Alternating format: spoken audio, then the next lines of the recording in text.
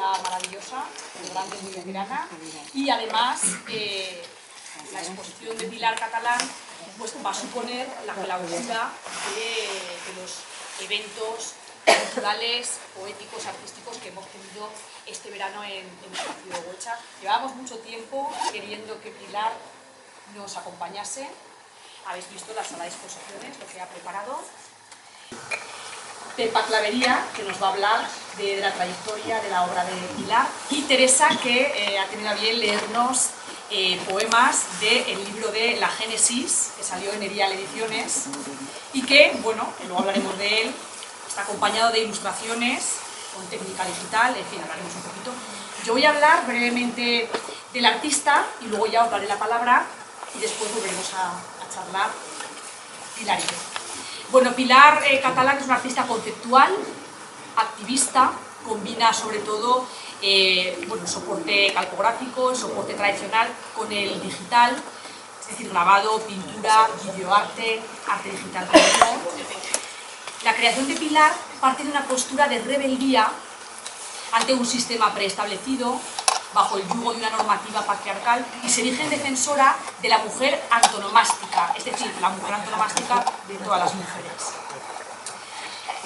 Podemos destacar su trayectoria, que es amplísima, y que es en Aragón, una de las pioneras del arte conceptual, pero yo voy a destacar dos exposiciones en el Museo Pablo Serrano. Expuso en 2019 Sinestesias, 3/4 están propios, una colectiva junto a dos artistas mujeres también, Pilar Moré y Maribel Loren.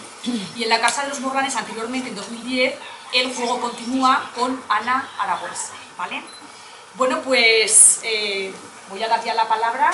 ¿Empezarás tú, Fernando? Venga, pues adelante. Buenas tardes. Primero agradecer la numerosa asistencia que se merece Pilar, y decir que estamos encantados de poder presentar este poemario de Pilar, que es lo que me toca a mí, presentar el poemario de Pilar en este espacio extraordinario que de algún modo, a través de los actos culturales que organiza, contribuye a dar vida y perspectivas de crecimiento al mundo rural. Es un gran trabajo el que han realizado tanto Miguel Ángel como Marta Domínguez, y pienso que debemos estar agradecidos de que la cultura tenga un nombre propio dentro de este pueblo, que no es cosa pequeña. Nuestra asociación, Erial Ediciones, se siente muy satisfecha de la edición de este poemario, que es La Génesis, el origen está en lo femenino. Porque nuestra querida vicepresidenta y directora artística de Crisis, que es Pilar,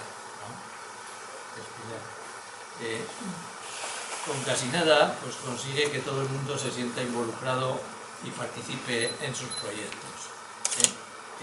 Tira del carro casi siempre pues bastante bien.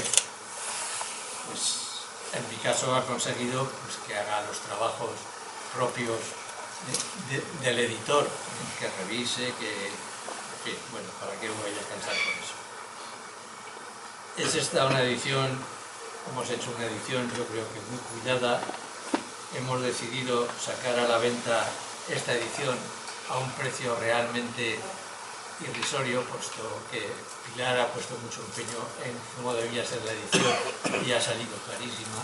Deberíamos haberlo puesto a la venta a 40 euros y lo hemos puesto a 20. Hay que saberlo, y también quiero señalar que completa el poemario con cosas ilustraciones de casi medio centenar de imágenes creadas por Pilar. Y ahora pues voy a leer un resumen del prólogo que hice para el libro, porque yo creo que es como mejor comprenderéis su contenido. Me ha dado Pilar unos textos representados en líneas y colores, formas bellas que puedo leer. También me ha enviado imágenes que hablan, que construyen escenarios, que escriben mensajes. Su lírica es partícipe de cualquier medio de expresión artística. La imagen y la palabra se han confabulado para intercambiar funciones y desbordar nuestras emociones con una estética hermética, pero que no renuncia a la esperanza y que todavía aguarda, alejada del autoritarismo y del totalitarismo, la consecución de una utopía imposible, o mejor aún, recorriendo el ensayo Posutopía de nuestro admirado filósofo José Luis Rodríguez, la pasión utópica. Así hemos construido un libro bello, cuya idea también la ha aportado Pilar, y sobre ella ha trabajado Óscar Baigés, con extraordinario gusto y acierto. Pero adentrémonos en las páginas del poemario y recorramos la exposición de arte que contiene. Gocemos de su capacidad creadora. Sobre la creatividad artística de la autora, que la autora nos ofrece en este libro, señalaré pocas cosas que vayan más allá de subrayar su belleza y la impresión que me causa, ya que no soy un experto en arte. Sí apuntaré la utilidad de recorrer el catálogo de imágenes acompañando la lectura, ya que los poemas no están ordenados cronológicamente y las fechas, las imágenes que los acompañan, a veces pueden situarnos en el tiempo de creación de estos. Tenía que plasmar su espíritu libertario Pilar, poniendo desordenados los poemas en el tiempo.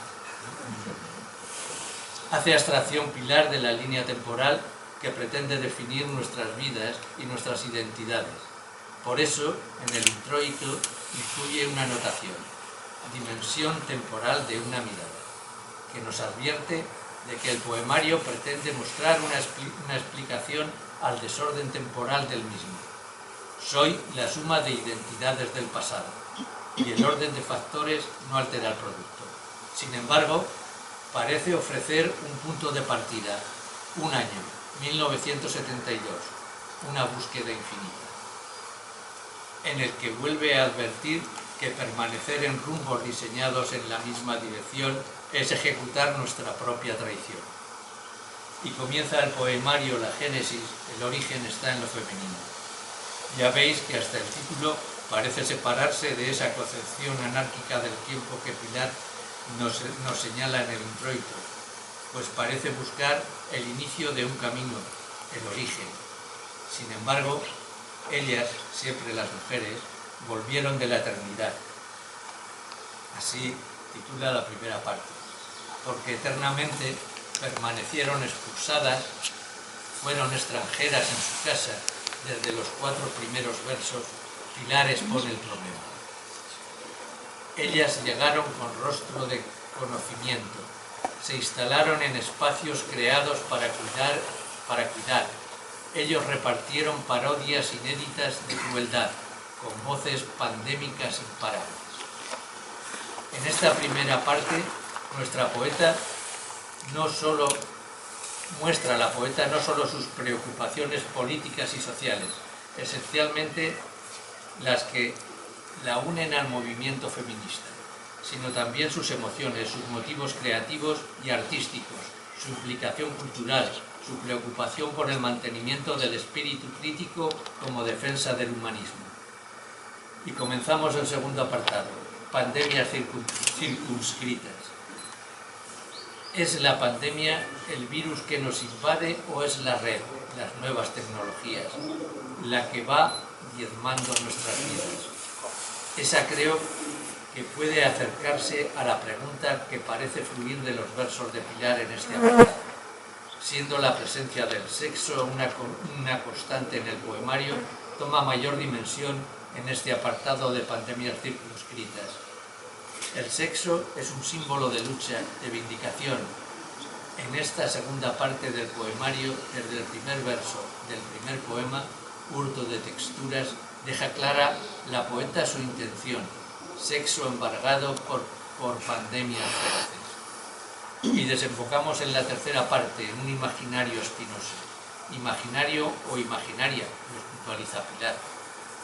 La tarea creativa que se realiza con la imaginación es una tarea espinosa, porque hay que agitar la mente y hay que alzar la voz. ¿Es lícito el grito de un garabato para sustituir los paisajes abrazados por la penuria? La creación de imágenes oníricas y surreales toma más protagonismo si cabe. Pilar sueña las figuras y los colores de su arte más creativo. Y a modo de epílogo, concluye dedicando el poemario a las mujeres. Deseo que tras la lectura de los poemas y contemplación de las imágenes comprendáis por qué digo que me ha dado Pilar unos textos representados en líneas y colores, formas bellas que puedo leer, disfrutar.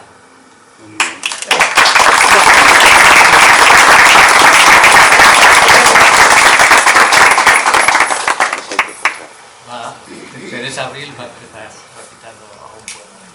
El primer poema lleva por título Vuelo libre de la mariposa. Ellas llegaron con rostro de conocimiento, se instalaron en espacios creados para cuidar.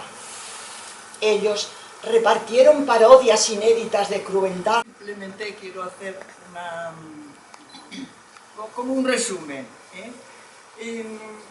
Aparece en las obras que tenemos ahí como grabadora y además como exploradora del arte visual y del vídeo, que esto pues en esta ocasión no se ha mostrado.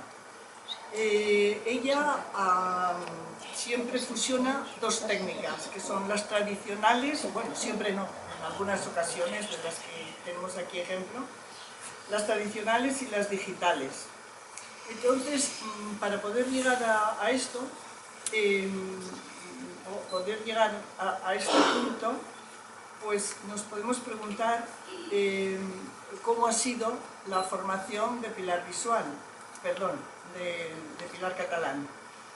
Entonces, nos llevamos pocos años y yo tengo que decir que me da muchísima envidia el recorrido que ha llevado en su formación, porque yo también lo habría querido llevar. Yo me habría querido ir a estudiar a Francia, a Montpellier o a cualquier otro sitio, y ya se fue a Montpellier, estuvo allí un tiempo estudiando literatura, luego volvió a Zaragoza, estuvo, esto que voy a decir está en todos los textos sobre Pilar, estuvo un tiempo aquí. Ella fue al estudio de Cañada, pero en el año 64 tuvo también el privilegio y la suerte de poder emigrar de Zaragoza y marchar a estudiar a Madrid.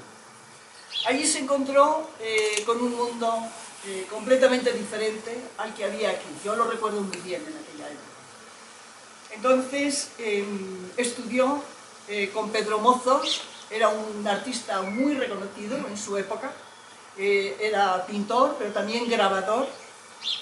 Estudió con Antonio López, muy reconocido pintor, mucho más que el anterior, y con un tercero maestro que era de Zaragoza, Jesús Fernández Barrio, que era profesor de grabado en Madrid. Fuera de esta línea, esta era, digamos, la línea oficial de aprendizaje que se tenía que llevar, para luego poder continuar estudios formales en Bellas Artes, pues llevó una vida dentro de los movimientos underground de la época. Pero además ella también estuvo en contacto con unas fuerzas políticas de oposición al régimen. Y bueno, también está publicado que sufrió prisión en el 2001 con el proceso que se hizo y permaneció no obstante en Madrid hasta los años 80 y algo, y aquí empieza una formación porque continúa formándose a lo largo de toda su vida, ¿verdad? Y que luego después hablaré un poquito más sobre ella, pero nos encontramos en su etapa de Zaragoza con una parte, con una continuidad de lo que ella había estado viviendo en Madrid. Por una parte, el espíritu asociacionista, el asociacionismo, porque ella había estado en Madrid dentro de grupos y de asociaciones, y en Zaragoza, por ejemplo, pues ella pone en marcha dos. Una es Estampa y el otra es AZCA, Asociación de Mujeres. Bueno, está abierto, Estampa está abierto a todo el mundo y AZCA pues también está abierto a las mujeres y realiza en Estampa dos exposiciones importantes. En Zaragoza hay una muy importante que es la última de grabado que se ha hecho en Borja, perdón, en Borja no, en el monasterio. Y después de esa, quiero recordar que en el 2005, paso de mirar notas, yo creo que en Zaragoza no se ha vuelto a hacer una de ese calibre. Tiene un catálogo que recopila información de los expositores que allí hubo y además tiene textos muy interesantes ese catálogo. AZCA también llegó a hacer exposiciones en Zaragoza en el 2014, luego la llevaron a Huesca en el 15, pero además tiene una proyección que Pilar Viviente llevó a Nueva York, nada menos, ¿verdad? Y allí expuso cómo había sido la trayectoria de esta asociación, expuso también lo que pretendía y cómo su finalidad era resaltar el trabajo de las mujeres artistas. Después de esto, creo que después de esta asociación, creo que ya no volvió a insistir en el tema asociativo. Si continuamos con respecto a su obra, nos encontramos que ella siempre ha realizado lo que llamamos obra múltiple. La primera exposición de obra múltiple, pero es que además es ya por ordenador, ¿verdad?, es en el año 87. La titulaba Sistemas reticulares, arte por ordenador. Es de las pioneras que en Zaragoza practicaron esta técnica. Sobre la obra múltiple, y esto sí que quiero, bueno, no es que eso, pero voy a sacar la chuleta, porque es una obra completamente denostada, es una obra despreciada, la obra múltiple.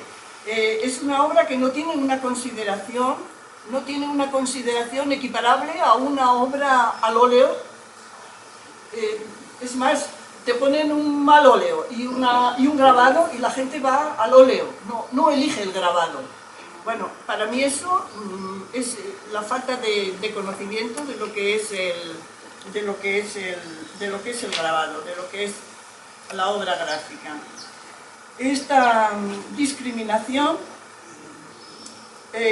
viene de muy atrás, porque claro, las láminas se utilizaban para ilustrar, y luego después ya pasó a ser una obra independiente y se pasaron a apreciarse. Dentro de la obra esta múltiple que llamamos, encontramos primeramente litografías y grabado, a las dos se las llama estampa, y posteriormente, ya en el siglo XX, se empieza a desarrollar el arte digital y hay ahí el mismo aprecio o falta de aprecio que se tenía hacia el grabado. Tengo que decir que el hecho de que Picasso hiciera grabados, pues eso a la gente ya dijo, pues un grabado de Picasso vale tanto, ya empezó a considerar la obra gráfica múltiple, en cuanto vio que el precio que alcanzaban los grabados de Picasso.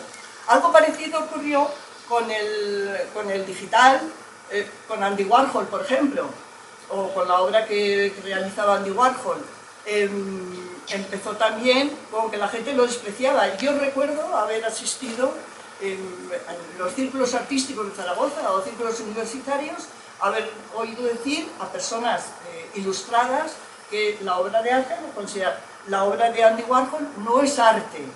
Eso lo hemos oído hace poco. Ahora bien, Cuando la obra de Andy Warhol se extendió y apareció a la venta y vieron lo que valía una reproducción de esas imágenes que tiene, pues ya la cosa empezó a cambiar y hoy en día pues hay muchos que ya lo consideran.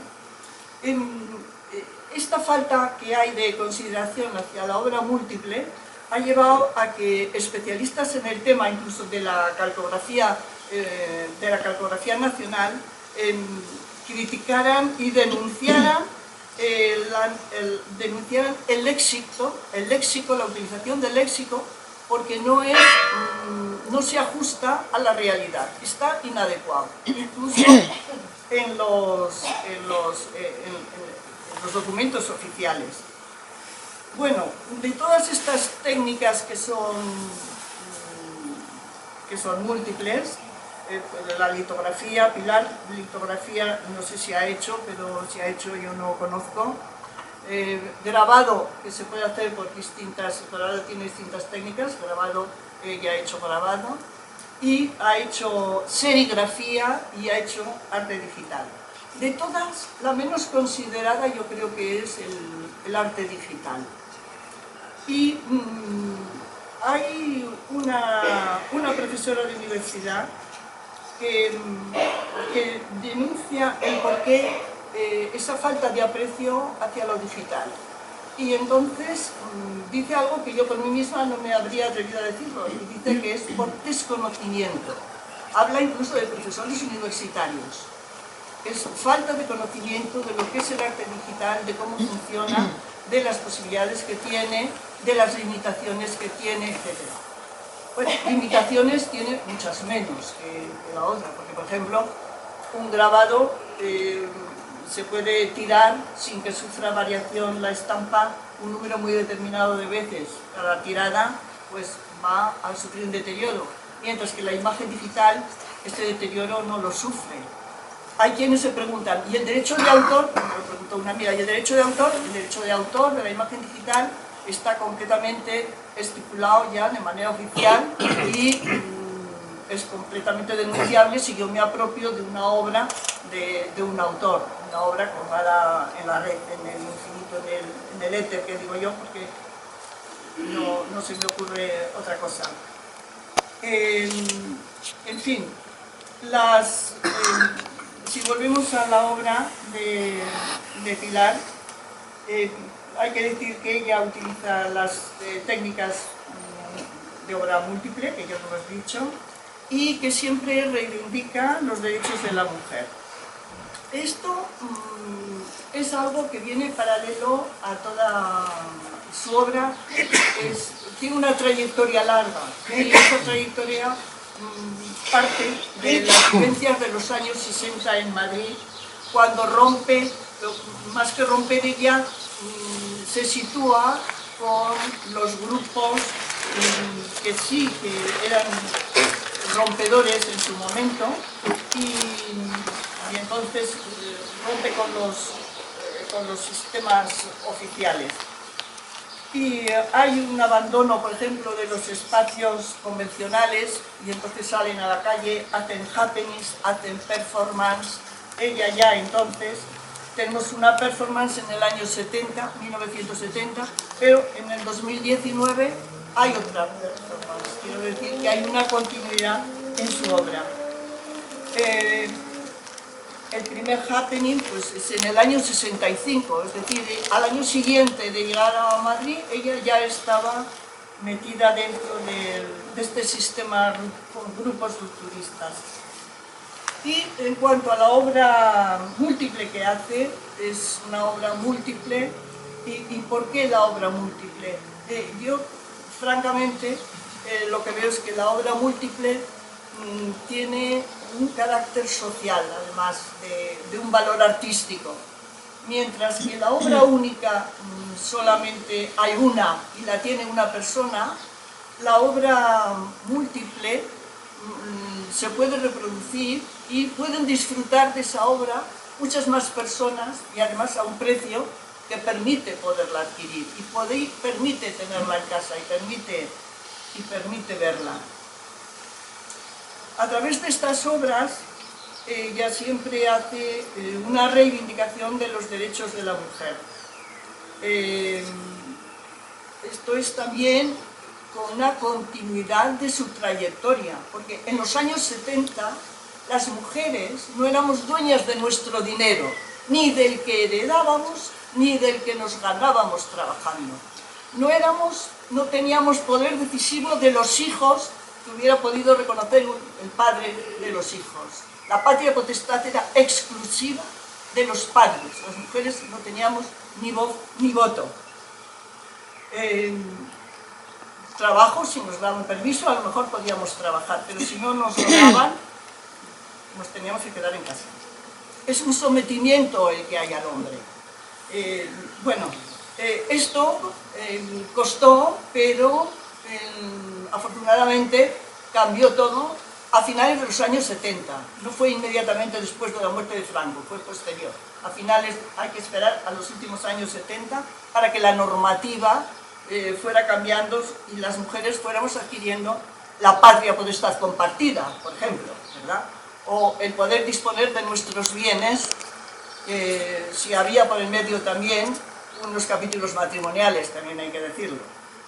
Bueno, en la actualidad la reivindicación que hace Pilar es de la participación de la mujer en el arte, de la visión de la mujer a través del arte. Y lo expresa tanto a través del arte gráfico que presenta y también a través de los vídeos que hace.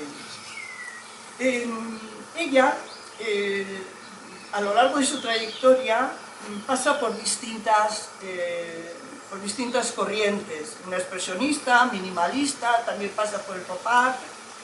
Y al final parece que con lo que se queda más es con el arte conceptual, también muy relacionado y muy con las nuevas tecnologías le facilita. Entonces, esta es una manera que tiene como para poder reflejar arquetipos con distintos significados que se pueden interpretar. En la obra se puede interpretar, podemos decir que cada persona lo puede interpretar según su modo de ver, según su modo de entender.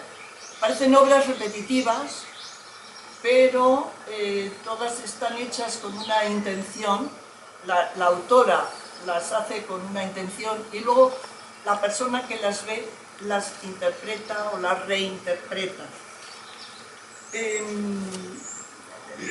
Tengo aquí, por ejemplo, leer lo que dice una especialista, Gianetti, que es una mujer especialista en esto, y dice sobre las imágenes repetitivas, dice que la comprensión de la obra depende de la capacidad del espectador para completarla. Quien comprende se acerca a la obra desde su punto de vista, su propio mundo. Es un acto co-creativo. Bueno, por otra parte, aparte de las imágenes en 2 dimensiones que vemos aquí, ella también es una artista visual del videoarte y con gran éxito además los 3 últimos fueron seleccionados para estar en la Feria Internacional de Venecia, el origen está en lo femenino. Otra, Gramatología en un espejo, estuvo en la Feria de Arte Internacional de Roma, también en el 24, y hay otra más, Coreografía 555, Geometría Sustentable, que estuvo en otra feria internacional en Londres en el 24. Bueno, con esto simplemente he querido hacer un recorrido muy a la ligera y muy breve de toda la trayectoria de Pilar, porque ya se ha dicho aquí cómo la cantidad de exposiciones que tiene a lo largo de su vida. Tengo que además que decir que esas exposiciones ella siempre promociona en grupo, tienen que ser en grupo. Por mucho que yo diga Pilar individual, Adriana individual, pues ella provoca que se unan las mujeres y que puedan exponer su obra. Las incita, digamos, a la exposición. Bueno, pues es una de sus características que viene de atrás, como he dicho, su trayectoria en Madrid, la importancia que tuvo esos años 60 y los primeros años 70, lo vivido en Madrid, digamos una década, mitad de los 60 hasta mitad de los 70, yo creo que lo formaron para toda la vida. A nivel personal, pues no lo sé, pero desde luego lo que se vislumbra a través de su obra, creo que sí, que fueron muy decisivos y muy importantes en cuanto a hacer que las personas participaran, a provocar la participación en grupo y en cuanto a la obra múltiple, una obra accesible a todo el mundo. La interpretación ya depende de cada cual, como he leído, que decía Giacometti. Bueno, pues muchas gracias.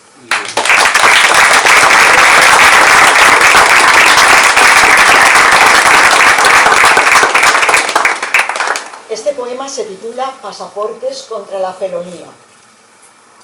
Abandoné el destino de una calle sin nombre. Atravesé la añoranza escondida en un pliegue de tu falda. Almacené el perdón en bóvedas minimalistas y viajeras.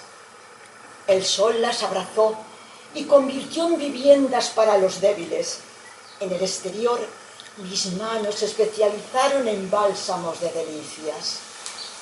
El pensamiento de las auroras boreales con sus trenzas nos protegió del poder de los tifones tropicales.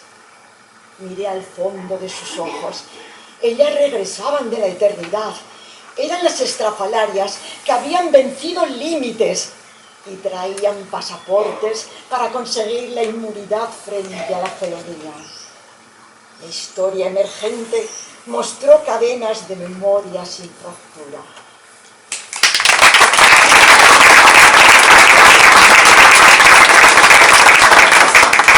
Gracias, Teresa, gracias a los dos por vuestras intervenciones magníficas.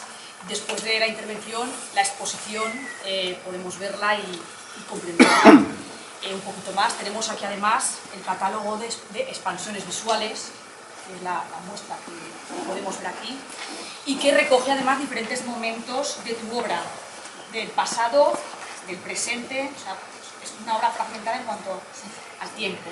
Yo voy a hablar un poquito al libro, a la génesis, el origen está en lo femenino, que voy a enseñaros un poquito, luego lo podéis ver, porque, bueno, pues combina un poquito texto con una imagen, el estilo completamente de Pilar.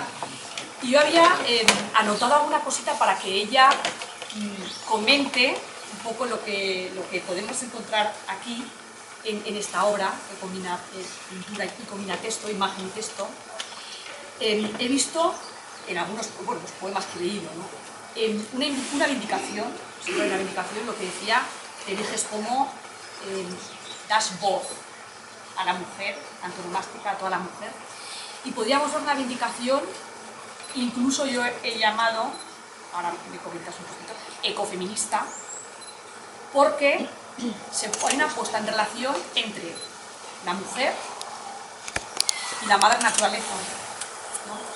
Entonces, ha habido siempre, durante mucho tiempo, una vulneración de los derechos de la mujer, pero también hay una vulneración de la naturaleza. El ser humano ha dejado su huella, ha dejado su impronta de manera negativa, ¿no?, en la naturaleza, y entonces eso yo lo he querido recuperar y relacionar. Está la mujer y está la madre naturaleza, como dos entes que son origen y que muchas veces aparecen maltratados. No sé qué te parece, además el poema que ha leído Teresa, justamente, Vuelo libre de mariposas, se ve ese grito, habla de ese levantar con muérdago, andamios de Babel, de al fin romper, en fin, alambradas de bloques, en saetas, se ve esa imagen. ¿Qué piensas acerca de esto que he comentado del ecofeminismo, ¿no?, de esta vindicación, ¿no?, de aunar naturaleza y...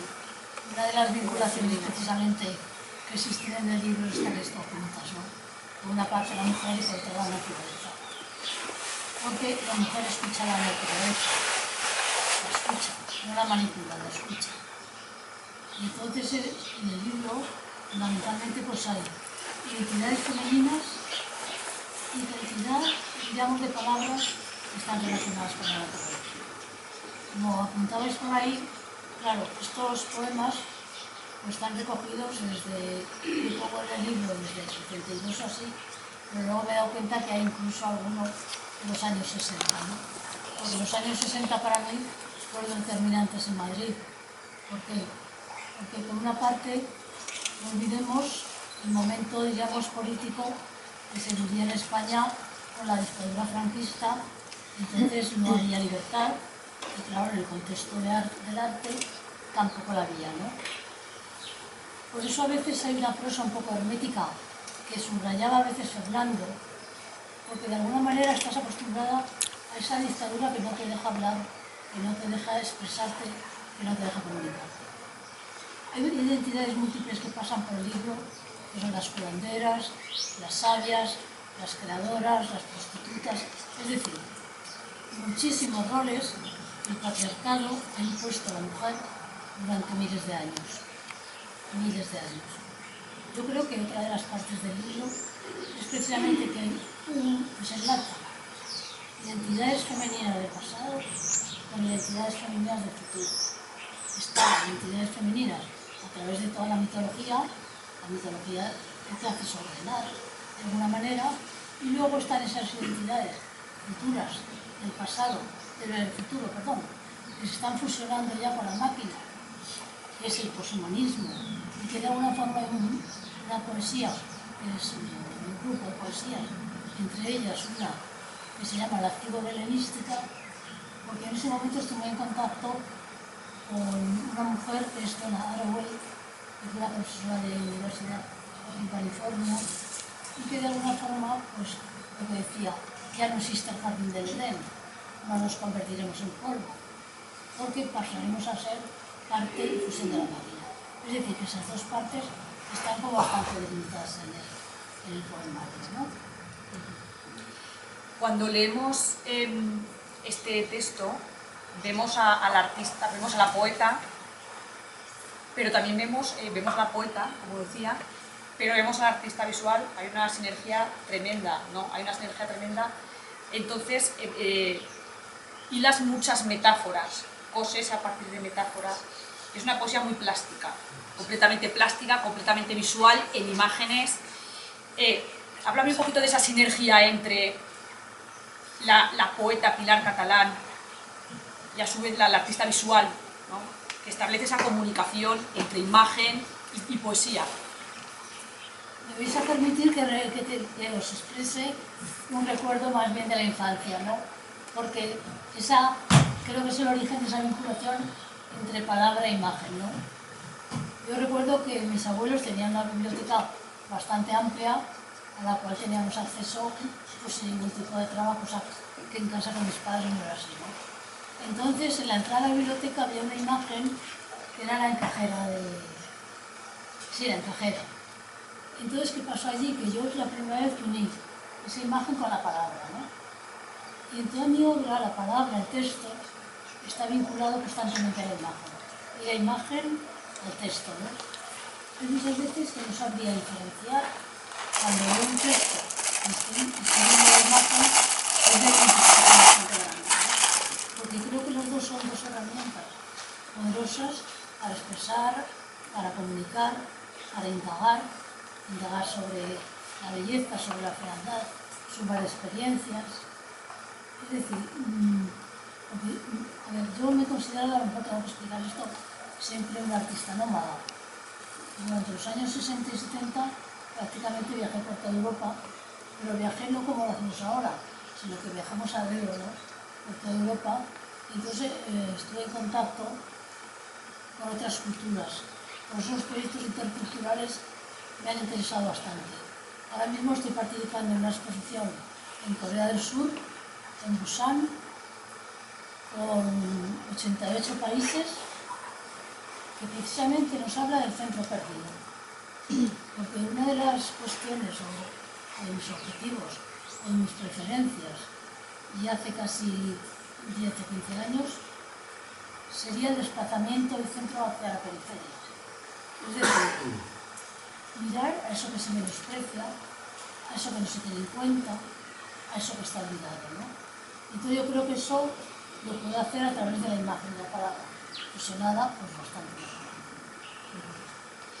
Hay un momento del poemario, ese grito de rebeldía al que aludía, ¿no? que hablas de la mujer, de romper, podemos imaginarnos esos techos de cristal, y también ocurre con las niñas. Dices que las niñas tienen alas ficticias, ¿no? Podemos percibir aquí eso que quieres decir, ¿no? Habla de las niñas que se enfrentan a desfloraciones perpetuas, a arrancar, parece que es lo que tienen ellas de original en cuanto a origen y de pureza. Háblame de eso, de la mujer y la niña también. Sí, claro. Esto es un desarrollo, ¿no? Yo creo que desde que uno es una niña, yo creo que esa exploración de la que estamos hablando, no a nivel físico, a veces también, pero creo que se va restando todos los atributos de esa feminidad, de ese, lo que llamaremos feminismo de la igualdad, el feminismo de la igualdad en cuanto a poner en valor, digamos, la identidad femenina.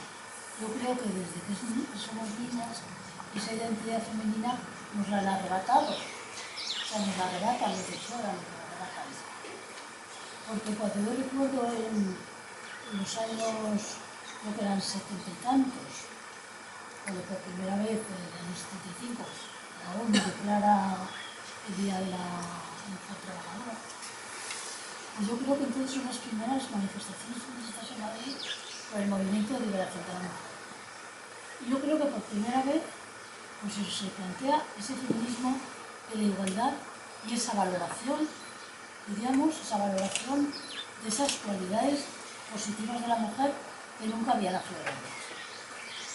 Entonces, lógicamente, cuando uno ya es un adolescente, o es una mujer ya madura, pero que ha tenido esa infancia de rodarnos, de esa ruptura, de esas cualidades femeninas, pues muchas veces no sabes funcionar. Tienes que aprender de nuevo a funcionar, porque nadie te ha enseñado a funcionar de esa otra manera. Entonces las mujeres, claro que somos machistas también, claro que lo somos, porque eso es una cuestión que es lo que hemos aprendido y lo que nos han enseñado. El feminismo. Había otra, volviendo a esa puesta, ¿no? a esa comparación de la madre tierra como creadora y de la mujer que alberga vida, ¿no? y da vida. Vemos también una deconstrucción porque algo tan maravilloso como puede ser la posibilidad, que no significa lo necesario, la necesidad, pero sí que tenemos la posibilidad, ¿no? de dar vida, se ha sometido luego a la vez, ¿no? nos ha sometido a un rol que a veces ha aprovechado el sistema preestablecido para tenernos en casa, para hacernos cuidadoras, un rol no poder, ¿no?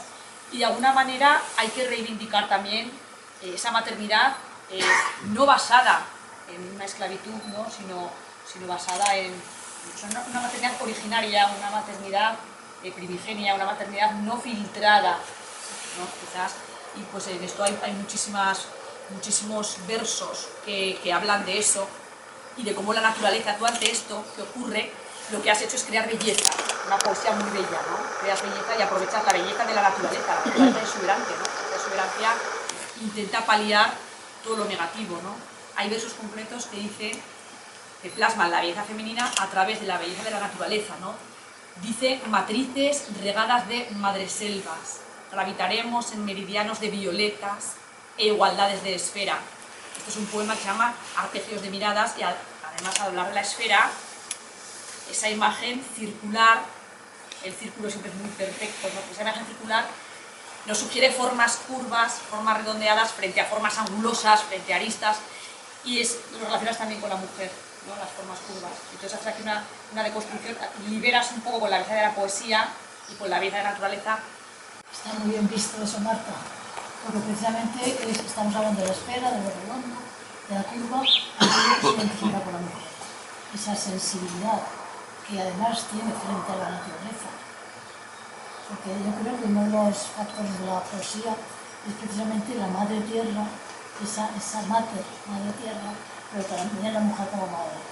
Madre que la sociedad patriarcal ha hecho esclava, esa esclavitud, ¿no? La esclavitud de una mujer que se tiene que dedicar solamente al cuidado de los hijos y como identidad, como sujeto agente, desaparece. Sujeto agente del hacer desaparece. Es decir, en el verso, en el poemario, trato de reivindicar constantemente la mujer como sujeto agente en su propia vida, en su producción, en el arte. Pero claro, la maternidad es una cosa que no es tan sencillo desmontar todo el engranaje que viene detrás, porque también a las mujeres se nos ha creado esa sensibilidad que cuando eres joven y tienes hijos, crees que lo mejor para cuidarlos pues es estar allí, es estar constantemente y tal, cuando en realidad es una maternidad libre, una relación entre madre e hijo libre, amor, libertad. Pilar desea arrebatar los estigmas hacia la mujer, cito, borrar las pegatinas de borracha licenciosa por los guantes de maestra de oficio. Pilar deconstruye, ¿vale? Y habla de que esas mujeres que se rebelan son, como ha leído Teresa, estrafalarias que han vencido los límites. Pilar, como decimos, deconstruye, aporta una mirada crítica ante rituales o instituciones como el matrimonio, en poemas como Convite nupcial, la maternidad, la sexualidad. Tenemos un poema que se llama Poliamor sonoro, Arrearé tu sexo. Háblame un poco de esa deconstrucción, ¿no? De ciertos rituales que hay que verlos de otra manera, o que les da una mirada crítica, ¿no? Los deconstruye. Sí, precisamente en ese poema, Borracha licenciosa, pues cómo se transforma esa mirada cuando, por ejemplo, la borracha licenciosa es una maestra de oficio, es decir, volvemos a reivindicar otra vez la mujer como sujeto agente, esa mujer que ha sido condenada por las estructuras patriarcales. Y parece que decir esto suena a veces como, no sé, como extraño, pero es que todavía hoy nos vemos en la necesidad de hacer esa transformación de roles, esa transformación. Como mujeres artistas hemos tenido que abrir unas puertas muy grandes, hemos tenido que demostrar muchísimo, hemos tenido que trabajar mucho, para poder llegar pues a otra parte que digo yo, a ningún sitio, simplemente a crear y a trabajar. Cambiar los roles no es fácil. Y además tampoco es fácil en un momento determinado hacer el reconocimiento de determinadas cuestiones a las mujeres. Todavía hoy, porque el sistema familiar pues sigue estructurado prácticamente de la misma manera. El sistema de sujeto agente en el arte pues está prácticamente igual. Estuve leyendo hace unos días unos textos que estaba hablando precisamente pues del genio. Nunca se ve la mujer genia. O sea, yo prácticamente no lo he oído. No existe la mujer genia. Solamente existe el hombre genio. Y cuando tú estás hablando de otras cosas, pues la gente todavía hoy te señala con el dedo. Y todavía te miran mal. Y todavía las instituciones te apartan. Quiero decir que seguir esta lucha en solitario de muchas mujeres todavía, yo creo que no sabe. Cambiar los roles tampoco lo ves. Porque entre amigos sí, lo tenemos claro, no sé qué tal. Pero sales de determinados círculos y los roles siguen manteniéndose exactamente igual. Aquí estamos en un núcleo pues, artístico, intelectual, donde eso, pues claro, está muy superado y ni siquiera podemos reparar en ello. Pero otro tipo de círculos no, están todavía impregnados. Bueno, no sé si quieres añadir alguna cosita más de las que yo he reseñado que te apetezca comentar. Bueno, yo creo que habéis comentado muchísimas cosas. Yo creo que es cuestión ahora tranquilamente de relajarnos y hablar entre nosotros y nosotras, ver un poquito la exposición. Comentaros de la exposición simplemente una cuestión. La mayoría de la obra es de los años 90, de finales de los 90 al 2005. Excepto los trabajos que están en espacio pequeño, que son de 2018. Toda la parte de aquí de zapatos son serigrafías, hechas con Pepe Boscadena, que seguro que lo conocemos todos. la parte de la derecha son grabados a la estampa y veréis sobre todo el grabado a la estampa y las energías que hay lo que llamamos estructuras de repetición. Es decir, a través de un modelo patrón lo que hacemos es duplicar la imagen constantemente, porque las técnicas digitales o las técnicas gráficas y el grabado de la estampa lo que posibilita precisamente es esa cuestión de repetición. Entonces yo lo que juego ahí es con un concepto que se llama invariante, que significa que vas modificando el modelo patrón para saber si con esas modificaciones el concepto cambia o no cambia. Y en toda la obra de este primer espacio, lo que observo quizá, y eso observaréis otra cosa, es que por muchas transformaciones, por esa permutación que haya constantemente, el concepto no cambia. Porque intento jugar con ese término invariante. No sé si lo consigo o no, pero el objetivo de entrada es ese. Y ahora, si os parece, terminamos aquí. Déjame que escolte con mi pecho tus olores, haga caer los fusiles de tus manos de niño, unte con bálsamo las costras de tu cuerpo, arranque las polillas de tu encrespado pelo. Vamos a recuperar tu agujereada sed, demoler las alianzas de plomo fermentado, sustituir tus pingajos por manjares de cuentos. Vamos a devolverte las jornadas de leche, los recreos, los premios y los besos. Vamos a honrar a las víctimas alargadas, endurecer las penas a los poderosos.